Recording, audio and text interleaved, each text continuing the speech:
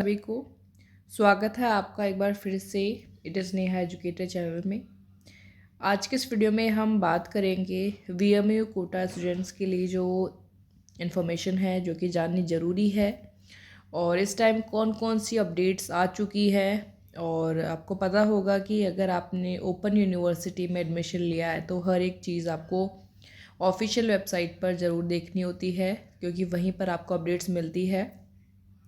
तो यहाँ पर हम बात करें, सबसे पहली और इम्पॉर्टेंट यही है कि अभी जैसे कि 10 दिसंबर आने वाला है तो वो लास्ट डेट है डिफ़ॉल्टर फॉर्म की। डिफ़ॉल्टर फॉर्म आपके जब भी चल रहे हैं, जो आप रिटर्न पेपर जो लिख कर आते हैं, पेपर आपका जैसे है, अभी आपको दिसंबर 2024 की परीक्षा में अगर आपको बैठना है, अगर आप पिछली एग्ज़ाम आपने दी थी, आपका पेपर क्लियर नहीं हुआ था, एनसी आ गया है या फिर किसी वजह से आपने पेपर छोड़ दिया था और फिर से आपको जो है वो ये एग्ज़ाम देना है, तो आपको ये फॉर्म भरना पड़ेगा। तो उसका नाम है डिफ़ॉल्टर फॉर्म, जिसकी लास्ट डेट अभी 10 दिसंबर तक है। तो आप जल्दी से अपना फॉर्म जो है भर सकते हैं। इसमें थ्योरी, प्रोजेक्ट, लघु शोध, इनके लिए आप फॉर्म फिल कर सकते हैं, तो ये ज़रूर ध्यान रखिएगा। इसके अलावा BLIS DLIS के जो प्रैक्टिकल पेपर है उनकी एग्ज़ाम जो है शुरू होने जा रही है 16 दिसंबर से। उनकी एडमिट कार्ड जो है वो रिलीज़ हो चुके हैं, वो आप ज़रूर चेक कर लीजिएगा। तो यहाँ पर आप देख पा रहे हैं download permission letter for TE June 2024 BLIS 0304 DLIS 0203 practical papers. तो यहाँ से आप जो है अपने परमिशन लेटर डाउनलोड कर सकते हैं।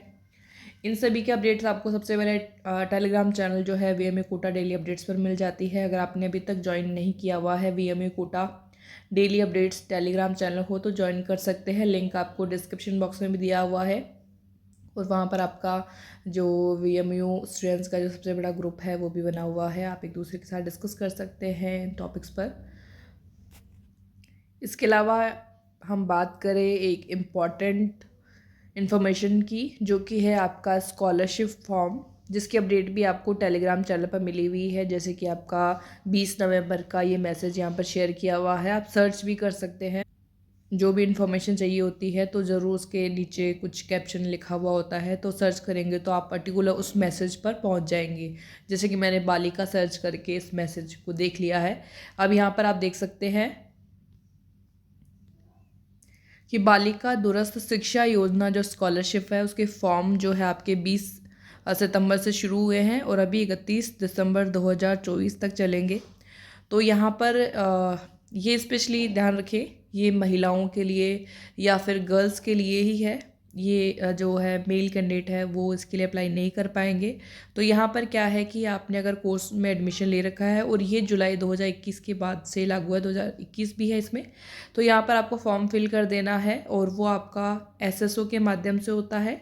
तो SSO की ID आपकी होगी, उससे आप जो है ये फॉर्म अप्लाई कर सकते हैं बालिका दूरस्थ शिक्षा योजना का। जिसमें आपका एक इम्पॉर्टेंट जो डॉक्यूमेंट है वो ये भी है कि आपको जो पे रिसिप्ट है, आपकी पे रिसिप्ट जो आपको मिलती है, जो आप डाउनलोड भी कर सकते हैं VMA की जो ऑफिशियल वेबसाइट है। इसके अलावा आपके पास जो मिली हुई होगी मित्र से, तो उनको आप वेरीफाई ज़रूर करवा लीजिएगा या फिर डाउनलोड कर लीजिएगा स्कॉलर नंबर डाल करके। उसको आपको अपने जो रीजनल सेंटर है वहाँ से वेरीफाई करवा लीजिएगा और वो ज़रूर आपको अपलोड करनी होती है, वो जो रिसीट दी हुई है थे। इसके अलावा यहाँ पर जैसे कि आपके मूल निवास है, आधार कार्ड है, ये सारी चीज़ें तो ज़रूरी है ही, बाकी वो ज़रूरी है।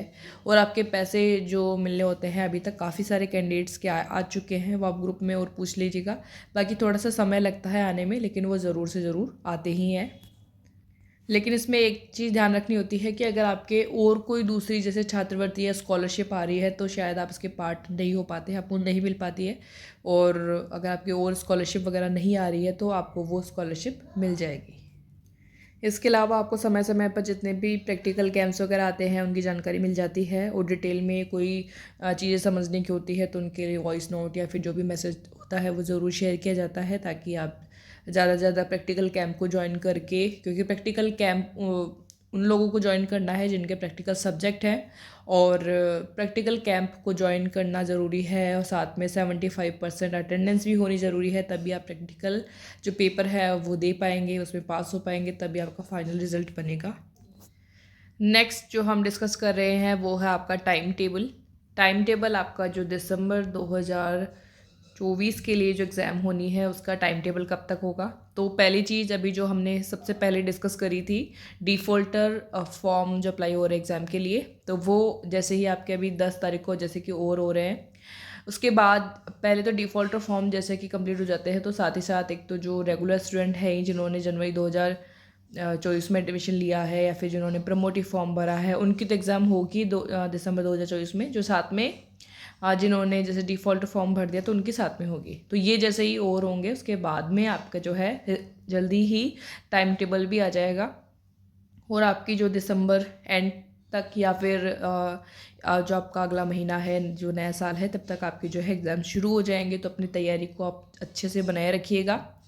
साथ ही साथ अगर आपने अपने एसएलएम जो स्टडी मटेरियल तो आपके पास आ गया होगा, अगर आपने 15% की छूट ली होगी तो आपके पास नहीं आया होगा क्योंकि आपको पीडीएफ फॉर्मेट में मिला होगा, तो वो भी आप डाउनलोड कर सकते हैं। इनकेस अगर आपको उसको डाउनलोड करने में या फिर किसी की तरह से प्रॉब्लम है तो आप एक वीडियो बनाया हुआ है किस तरह से आप डाउनलोड कर सकते हैं, तो वो मैं यहाँ पर डिस्क्रिप्शन बॉक्स में मेंशन कर दूंगी, तो वो आप ज़रूर देख लीजिएगा।